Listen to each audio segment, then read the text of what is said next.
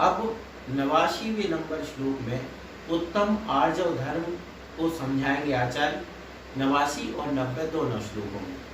तो यहाँ पर आचार्य महाराज कह रहे हैं कि जो विचार हृदय में स्थित है वही वचन में रहता है और वही बाहर फलता है, अर्थात शरीर से भी वही किया जाता है। यह आर्जव धर्म है। क्या मतलब हुआ? मन में हो सो वचन उचरिए, वचन हो सो तन सो करिए। बिल्कुल यही अर्थ है यहाँ पर। क्या मतलब कि जो हृदय यानी मन में है वही वचन में, फिर वही बाहर फलता यानी शरीर से करना। जो मन में था वही वचन से बोला और वही काय से किया। ये क्या है? ये आर्जव धर्म है।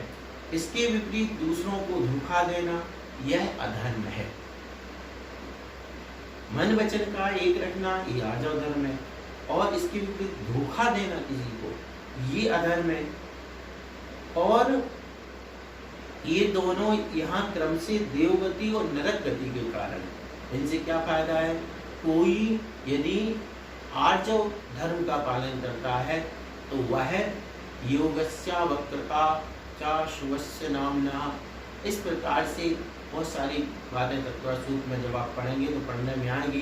तो यहाँ पर जो कहा गया कि दोनों क्रम से देवगति और नरक गति के कारण, कि जो उत्तम आर्जव का पालन करता है वह देव गति को प्राप्त करता है और जो दूसरों को धोखा देता है, कपट करता है, छल कपट करता है, मायाचारी करता है, वह नरक गति को जाता है, वह नरक गति का आश्रय बंद करता है।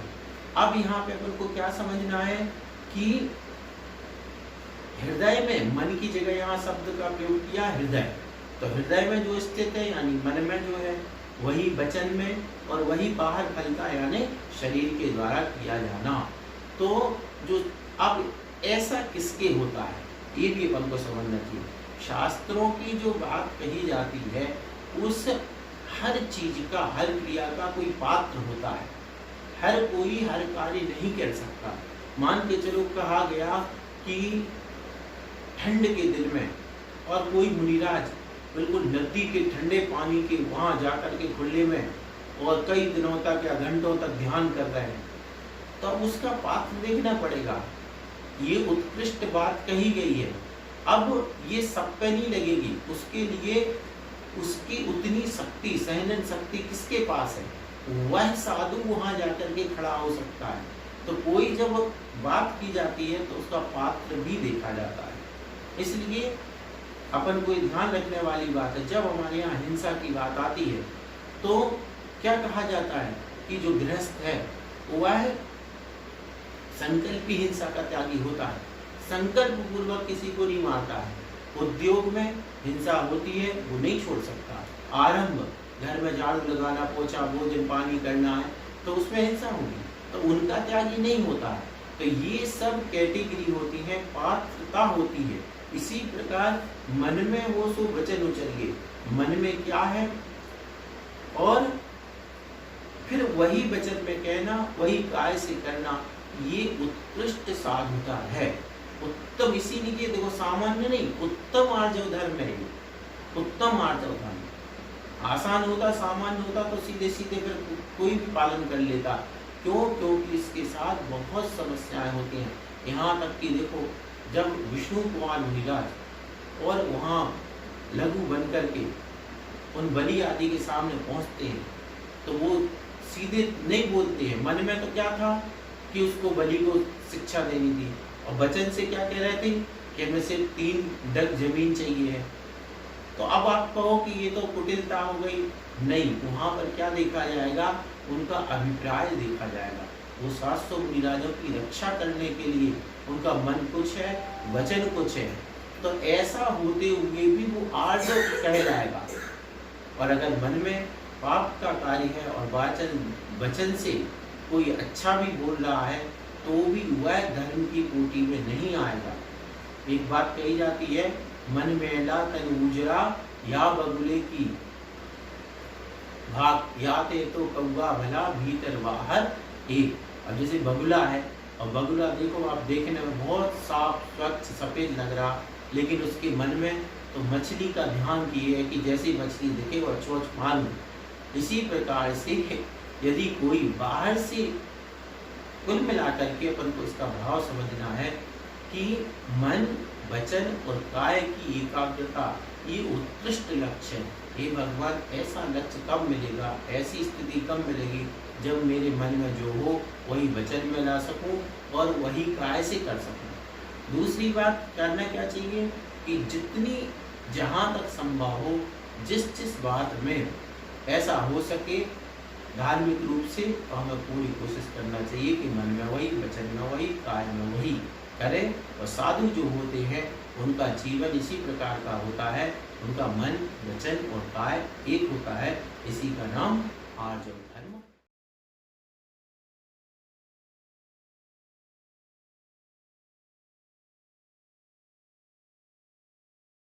अब जो 90 नंबर का श्लोक है इसमें ये बताया जा रहा है कि यदि आर्जव धर्म नहीं, कपट, छल कपट, मायाचारी है तो उससे क्या आत्मा की हानि होती है, उसको यहाँ बता रहे हैं। क्या कह रहे हैं, यहाँ लोक में एक बार भी किया गया कपट व्यवहार आजन्मता भारी कष्टों से उपार्जित मुनि के सम यानी समता भाव आदि गुणों के विषय में अतिशय छाया विघात करता है।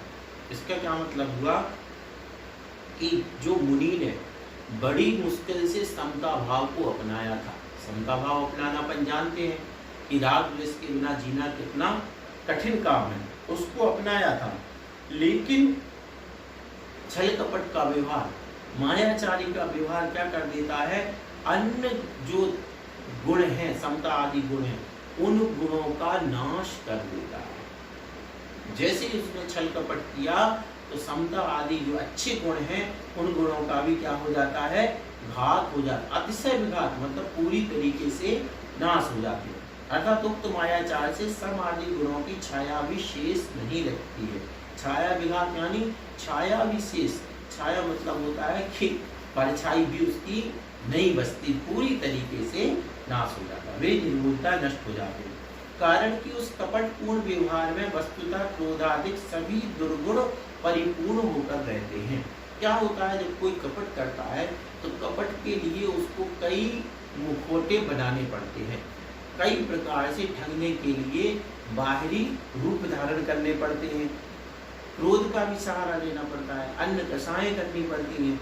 इसलिए उसके दुर्गुण परिपूर्ण यानी सारे दुर्गुण प्रकट होने लगते हैं। खेद है कि वह कपट व्यवहार ऐसा पाप है जिसके कारण यह जीव नरकादि दुर्गतियों के मार्ग में चिरकाल तक। अब क्या होता है, माया तैरे गुण से, मायाचारी करने से क्या होगा कि त्रियंच गति का आश्रय होगा, बेंचायु का बंध होगा। इसलिए ऐसा कपटपूर्ण व्यवहार क्या करता है, नरकादि दुर्गतियों में भेज देता है, चिरकाल तक परिभ्रमण कराता है। इसलिए यहाँ इस श्लोक में क्या बताया गया कि एक बार भी, तो कितनी बड़ी बात, लोक में एक बार भी कपटपूर्ण व्यवहार करता है यदि साधु, तो उसके समता आदि जो से अच्छे गुण हैं वो गुण नाश हो जाते हैं। अब इस श्लोक से प्रश्न क्या हो सकता है, देखो बहुत सीधी सी बात कि यदि कोई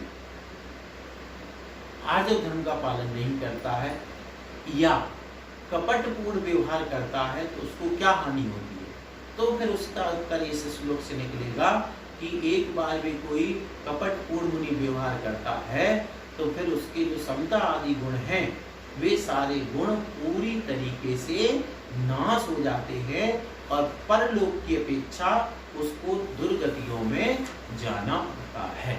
इस प्रकार से ये उत्तम आर्जव के 2 श्लोक पूर्ण हुए।